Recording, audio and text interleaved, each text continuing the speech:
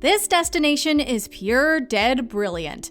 Welcome to MojoTravels, and today we're counting down our picks for the top 10 reasons to make Scotland your next destination. Are you a fan of our videos? Be sure to subscribe to MojoTravels and ring the bell to be notified about our latest videos. What are your favorite things about Scotland? Let us know in the comments. Number 10. The epic landscapes. As you explore Scotland, you get that sense that, for all the culture to be found in the cities, this land is fundamentally wild. There's just something awe-inspiring about the rugged beauty of the Scottish countryside and its many visually arresting features. Photographers in particular will find it hard to return home, given the seemingly never-ending photo ops available. It's all just so dramatic. The Highlands, which occupy hundreds of square miles of northwestern Scotland, encompass some of the country's most scenic views and impressive backdrops. A few natural highlights include Scott's View, the Old Man of Storr, and Loch Torridon as seen from Benay Mountain. The West Highland Line, which you may recognize from a certain film franchise about a boy wizard, is a great way to experience Scotland's diverse landscapes. Number 9. Food for the soul. Although modern Scotland is full of fine dining and multi-ethnic restaurants, when you think of Scottish food, chances are that haggis is the dish that comes to mind. A mixture of organ meats, vegetables, grain, and spices encased in a sheep's stomach admittedly isn't the most compelling description. But we always recommend trying local specialties, and Scotland is no exception. That being said, you should note that Scotland has far more to offer than this challenging traditional dish. The Scottish people have a long history of cooking hearty, filling food that is unpretentious, but undeniably satisfying and rarely lacking in flavor. Stovies is a working-class meat and potatoes dish that always hits the spot. Carnivores won't want to miss the opportunity to try a jigget of lamb, grouse, or how towdy braised chicken.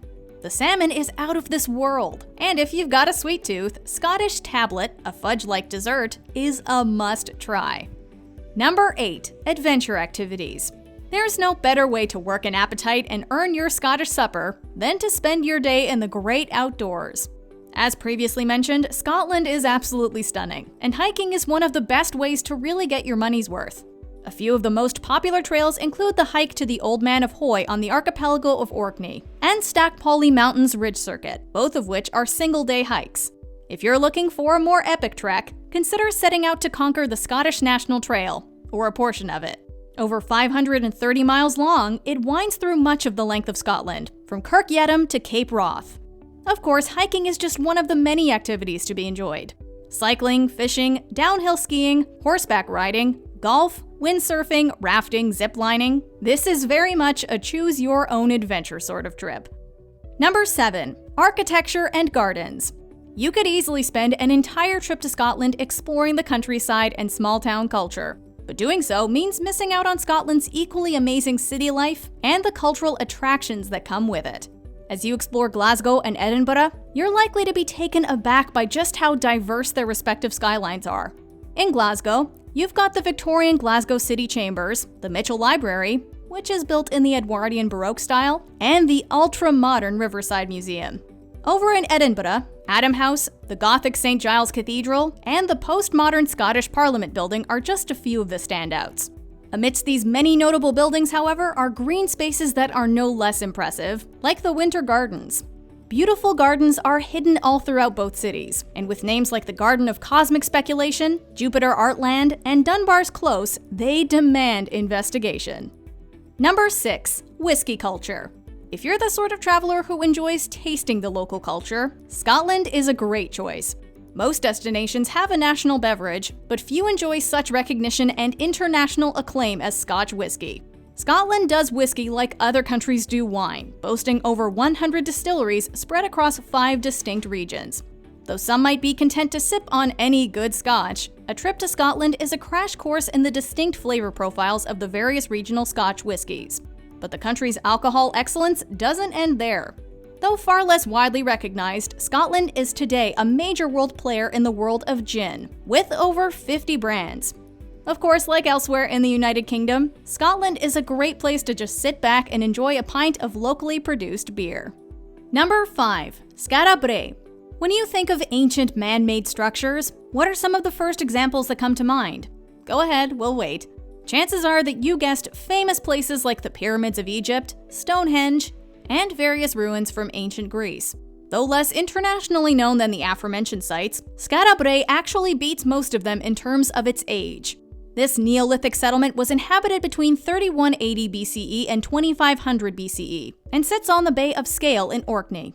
And despite its age and exposure to the elements, Skara Brae remains remarkably well preserved, earning it the nickname the Scottish Pompeii.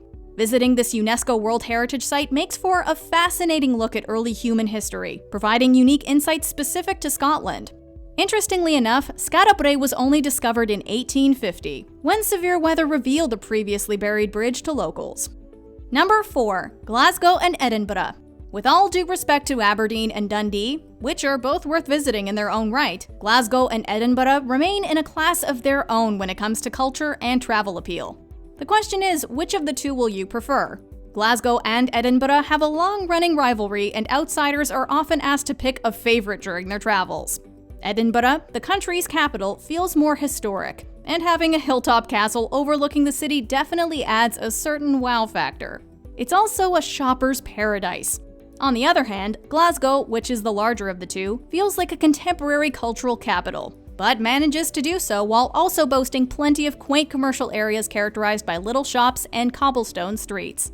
The truth is, you're gonna love them both. Number 3. Atmosphere.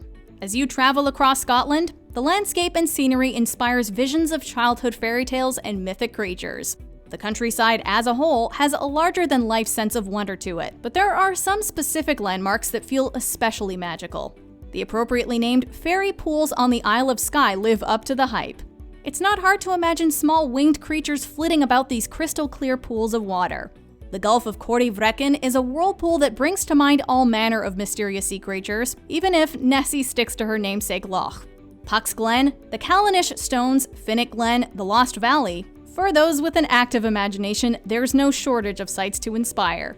Of course, second only perhaps to the fairy pools, Fingal's Cave, which looks as if it were carved by giants, is among the country's greatest natural treasures. Number 2. Castles. Edinburgh Castle might be among the most conveniently located castles to visit, but it's just the tip of the iceberg.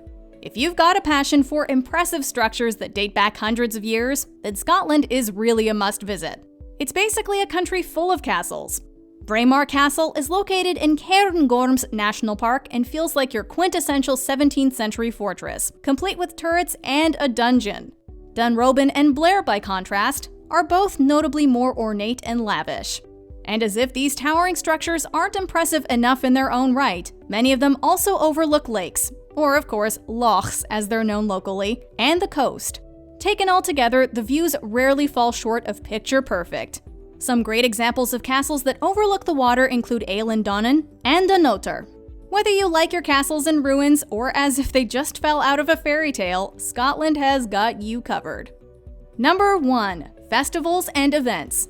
Scotland is a country of proud and welcoming people.